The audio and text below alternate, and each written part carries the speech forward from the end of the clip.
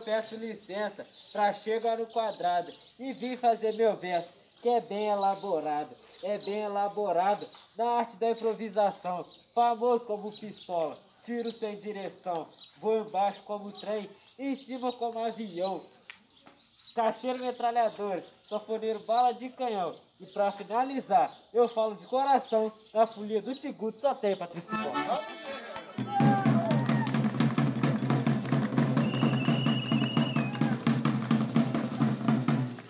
Por que eu resolvi estudar a Folia de Reis? Eu resido no interior do estado do Rio, município de Valença, e eu via esporadicamente na fase natalina aqueles grupinhos coloridos, musicais, circulando, até o dia em que uma vizinha minha começou a receber esses grupos mais de perto e eu comecei a observá-los mais de perto.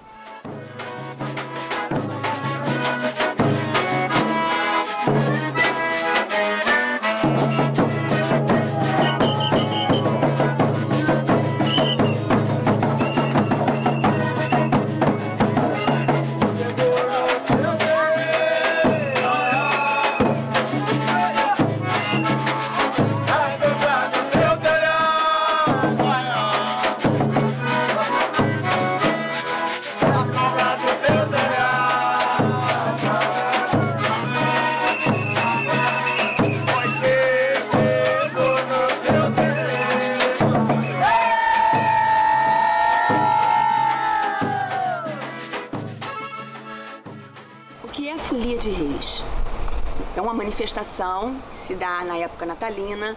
Ela consiste na representação da peregrinação dos Reis Magos em busca do nascido Jesus, e para reverenciá-lo, para saudá-lo, para fazer as suas ofertas. Essa é a essência da representação da Folia de Reis.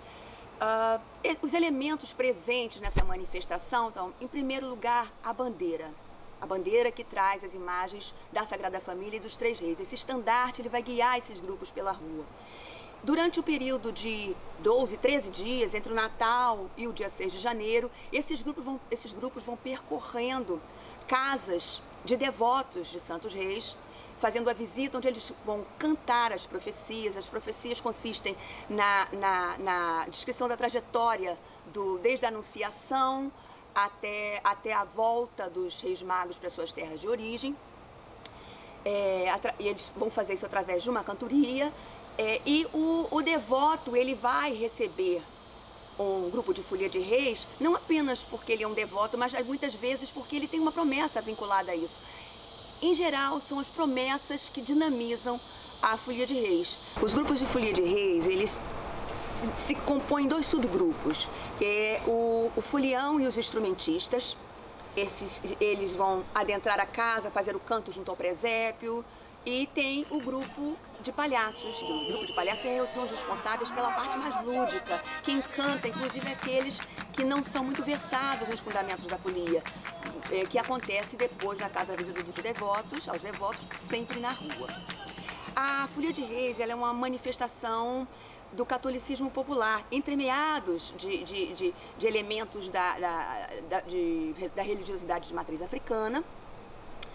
E a sua presença no território brasileiro é bastante extensa, desde o Brasil colônia, e ele está presente em vários estados do Sudeste e mesmo em outros estados Centro-Oeste, e vem se transformando e se adequando, mantendo a tradição, mas também se adequando às novas demandas. A Folia de Reis de Valença, né, o movimento de Folia de Reis de Valença tem as suas características. Por exemplo, em Valença, só no ano de 2020, 20 grupos de folia saíram em jornada. Tem mais, alguns que eles às vezes param, ficam 2 ou 3 anos.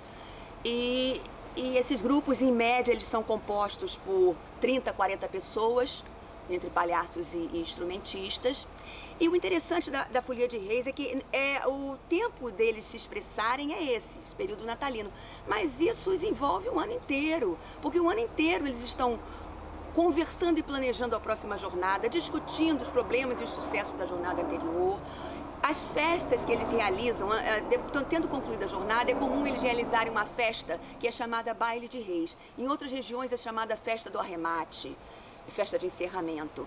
Então, tudo isso envolve o planejamento e o ano inteiro deles é falando de Folia de Reis. Nos meses que precedem as saídas, há os encontros para ensaios.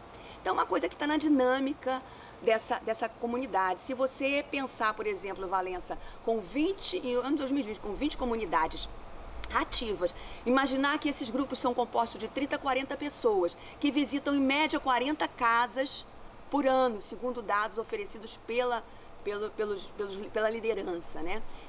A gente vê que é uma coisa que dinamiza uma quantidade significativa de pessoas dentro daquele município.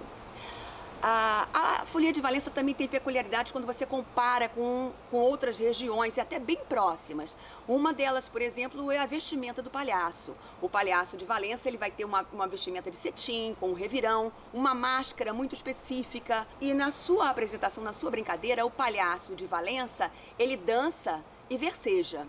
E o palhaço de Vassouras, por exemplo, Barra do Piraí, de outras regiões, ele vai ter uma vestimenta chamada de farrapo, e ele vai ter na sua dança muita acrobacia e vai esporadicamente também falar versos. Essa dinâmica que envolve os integrantes do movimento Folia de Reis, que faz com que eles se movimentem e se encontrem o ano inteiro, fortalecendo os laços entre eles, não se restringe aos integrantes do grupo apenas. Tem a questão do devoto, que é um elemento fundamental, importante para essa manifestação. Eles já têm mais ou menos definido, eles já sabem aonde eles devem ir de forma geral, o que não impede que eles sejam acessados durante a jornada por algum devoto. E essa relação do devoto, por que o devoto quer a presença, né? Ele quer a bênção daquele grupo, sobre a sua casa, sobre a sua família, sobre um integrante doente. O processo, a coisa que se dá dentro da casa, em geral junto ao presépio que sempre está presente dentro da casa, é um momento solene. Esse momento é um momento solene. É interessante que os integrantes do grupo, independente da idade, da dificuldade de locomoção que tenham, eles cantam aproximadamente 40 minutos de pé. Em geral, é o dono da casa quem segura a bandeira durante esse momento ritualístico. E aí você tem esse fortalecimento que vai não só integrantes de folia com os devotos, devotos entre devotos, e fortalecendo ainda mais essa ideia de pertencimento, de identidade. Agora, pensando no que a minha presença pode estar, o meu trabalho pode estar representando para eles, né? Eu creio que nós, pesquisadores, quando nos aproximamos desse pessoal que faz esses trabalhos maravilhosos, de valor assim inestimável, começamos a conversar com eles, a filmá-los, a minha percepção é que eles se sentem prestigiados e valorizados. Eu gosto de pensar assim, porque isso me estimula. Eu até então, antes de trabalhar com Folia de Reis, eu pensava em religião e religiosidade, mas sob o aspecto de comparar religiões.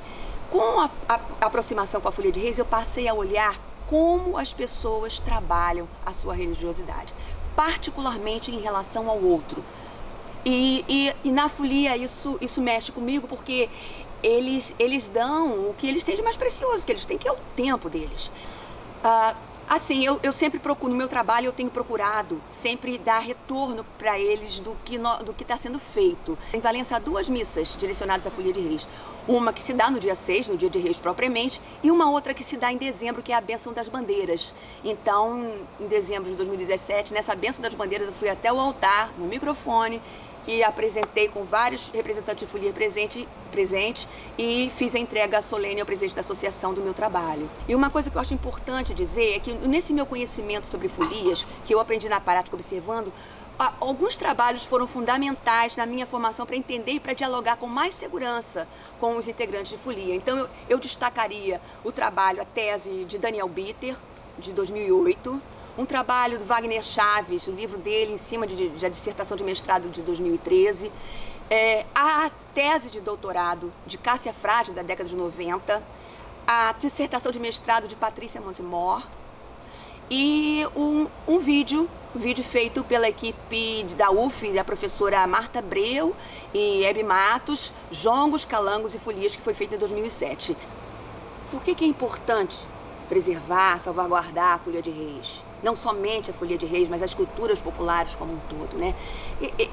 Essas manifestações, elas trazem consigo elementos que valorizam uma identidade, que encorajam um pertencimento, que cria e fortalece laços afetivos. Eu considero importante a presença do Estado nesse esforço de salvaguardar e preservação. Porque, por exemplo, a realização do inventário, eu entendo, e outros estudiosos entendem também, que só a realização do inventário em si, com o devido retorno desse trabalho aos detentores, em si já é um ato de salvaguarda. E somando-se a isso um eventual registro como patrimônio, reconhecendo o seu valor e conferindo a essas pessoas importância e prestígio, porque é mais importante talvez o prestígio do que propriamente a questão financeira, embora seja uma coisa que eles reclamam muito, né?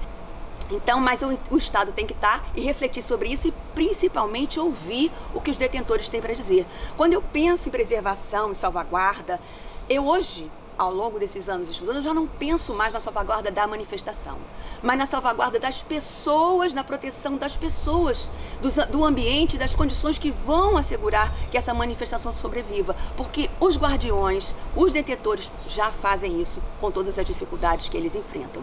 Então nós temos hoje aí a Folia de Reis, que ela está muito presente no estado do Rio de Janeiro, praticamente em todos os seus 92 municípios, a ponto de hoje o IPHAN está analisando o processo de patrimonialização, está em processo de análise, né, de patrimonialização das Folias de Reis Fluminense, mas ela está forte também nos outros estados do Sudeste. Minas Gerais, por exemplo, que tem um trabalho forte a nível estadual de patrimonialização, já tem esse registro. E nós vamos ter a presença forte dela no Espírito Santo, como eu já citei o encontro de Muqui, por exemplo, e também em São Paulo, com várias cidades tendo a presença dessa manifestação. Vai enveredar por outras regiões, Centro-Oeste também, mas o Sudeste é muito forte. Então, possivelmente, vai aqui um pensamento de que essa Folia Fluminense, Folias Fluminenses hoje que estão em processo de patrimonialização pelo IPHAN, possam vir a se expandir e vir a se tornar a Folia de Reis do Sudeste. E eu acho muito importante, mas acho fundamental ouvir os detentores. Eles é que vão dizer o que precisam, né?